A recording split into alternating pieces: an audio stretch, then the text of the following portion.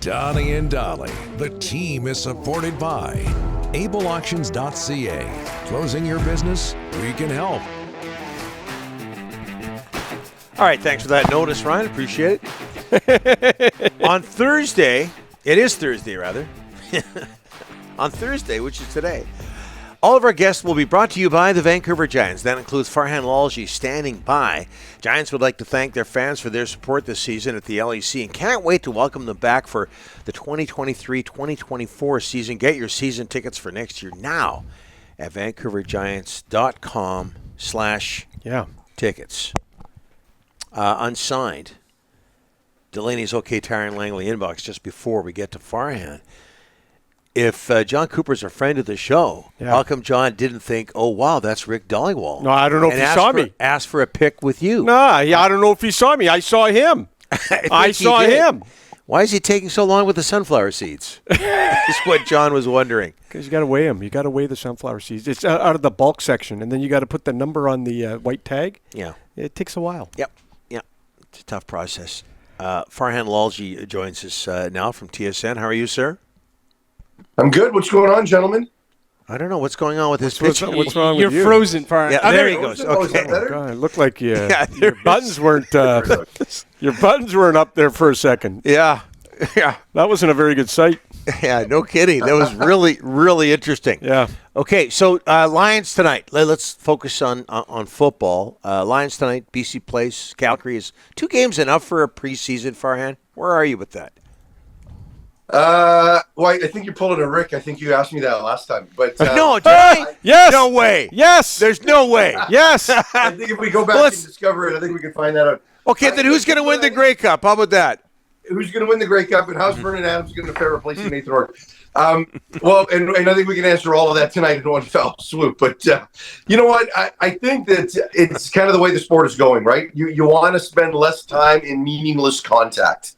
And that's what's happening right now. And, you know, even in the NFL, where they're expanding the regular season, and you're going to see a reduction at some point in the preseason. I think, truthfully, if you asked me, I think 3 would be the sweet spot. I think one thing that the NFL allows, which the CFL can't afford, is the combined practices. And if you talk to NFL teams, you see starters playing less and less in the preseason, but they've also got that competitive opportunity in a slightly more controlled setting with the combined practices. So, you look at a team like Calgary, and they scrimmaged last week because they'd played their first preseason game real early, and they had a week break in the midst of it. You need a third competitive opportunity, and sometimes scrimmages just aren't enough. If you can have a combined practice with another team, now you get the juices flowing because you're playing somebody else, but your quarterbacks are still protected, right? I do think a third opportunity matters. 4 is too many. Okay. Is it your turn? Okay. You want me to go? Well, you took that big, deep breath. Well, okay. Anyways. Now, apparently, you're the one who asked that question last week. It was you. Not me. It was you. It was you. So now I don't feel so bad. Now the pressure's on. You have to come up with a question. I got a good question. That Farhan hasn't heard before. No, I got a good question. First of all, the Lions lose their top running back, James Butler, last year. They didn't run the ball a lot in Saskatchewan. Who's going to be the lead running back on this team, Farhan? That's good. Yeah, and Antoine Williams looks like he could be a guy that offers a similar complete skill set to what James Butler did.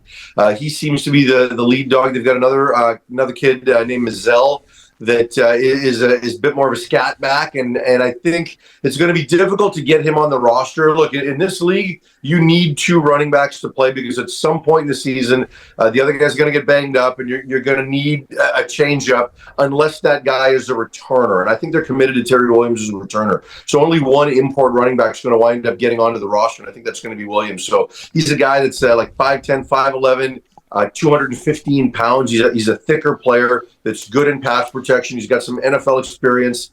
So I think he's the guy that's probably going to be that guy coming out of the gate. And really a lot of it's going to come down to the play of the offensive line and whether or not they can create that first level for him to run through and get to the second level, right? But he's a guy that's is an every down back. He can help them out of the backfield. He's got good hands. So I think he's the safe, reliable pick at the position. And I think he's going to be able to have that complete durability type of game that James Butler did.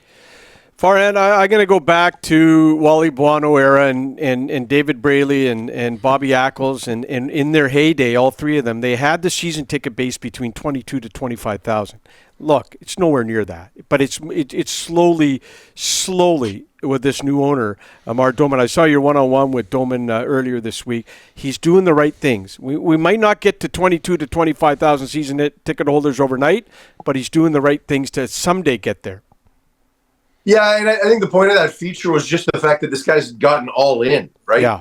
And, certainly was a football fan before, otherwise you don't buy a team.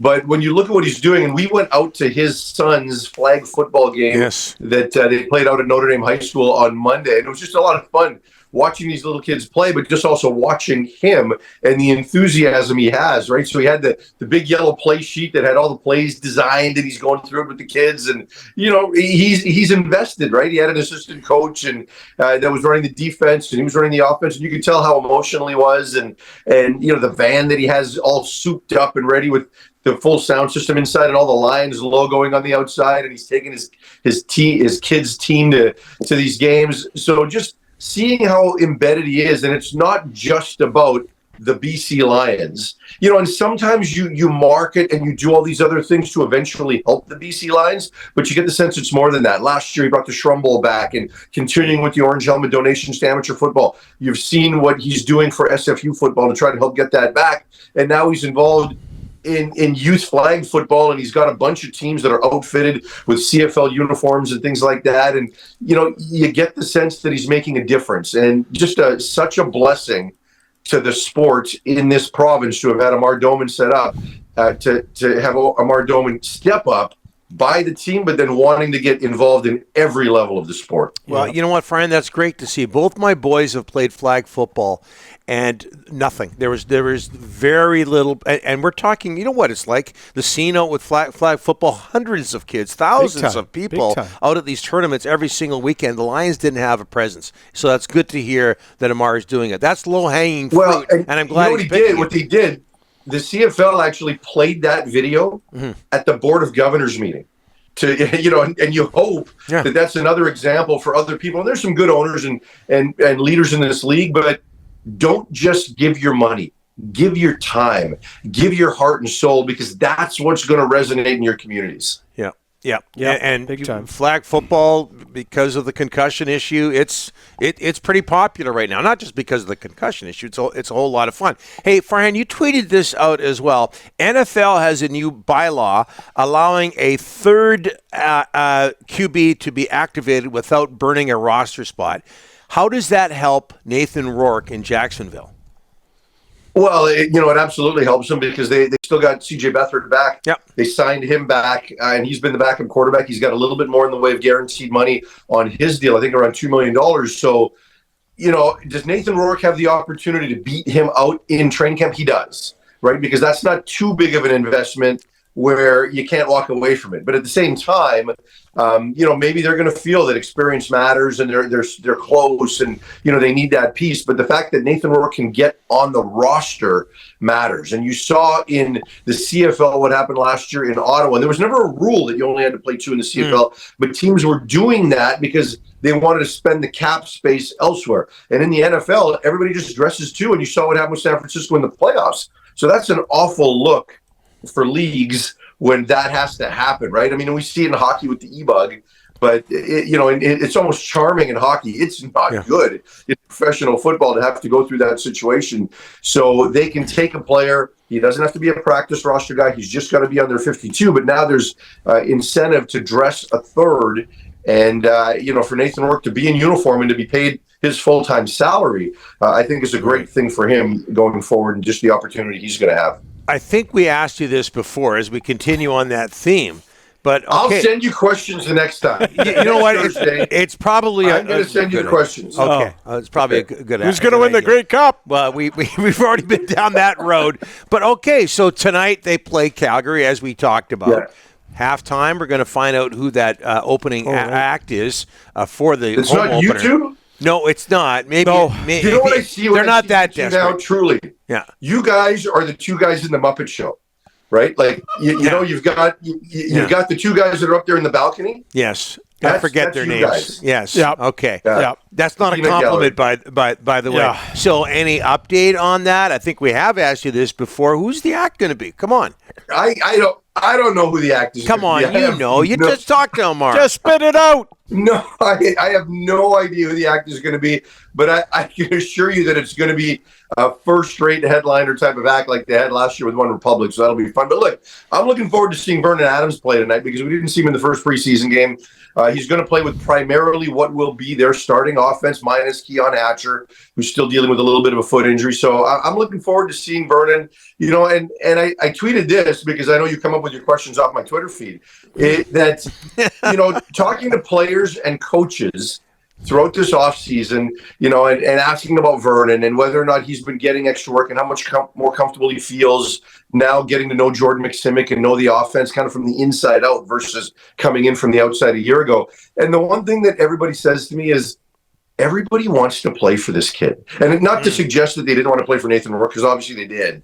But like there is a positivity and a genuineness to Vernon Adams. And I saw it for the first time. I've always liked Vernon and I've known him, but I actually saw in the West Final last year what an incredible teammate he was. And he wasn't playing in the game because Nathan was starting, but his support for Nathan, his support for his teammates, I saw it there and it really resonated with me because it seemed genuine. And it feels like that now talking to these guys, that the players want Vernon to kill it, not just because of what it means for themselves, but because they genuinely like this kid. Yeah. They're going to play for him, and I'm really looking forward to seeing. And they're not going to show a lot because they open against Calgary early next week. But I want him to do well, and I'm looking forward to seeing him play. Yeah, that's an intangible, and I know you and I are on the same page with this. I believe in that sort of stuff. You know, it's not documented anywhere or anything like that, but those intangibles, if you like your guy, you're going to play better for him. So you're saying that we get all your questions off your Twitter feed. So when we ask the same questions week after week, it's your fault. Okay? Don't forget that. Yes. Okay? Well, you got to show me in my Twitter feed the last time I asked who was going to win the Grey Cup or who should be the favorite. I think it was last week. We'll check it out. I got the Lions. I got the Lions to win the Grey Cup. I'm going to send you questions next week, boys. Beautiful. Probably a good idea. Farhan, thanks for this. Next week it is. See you later. Right. Yeah.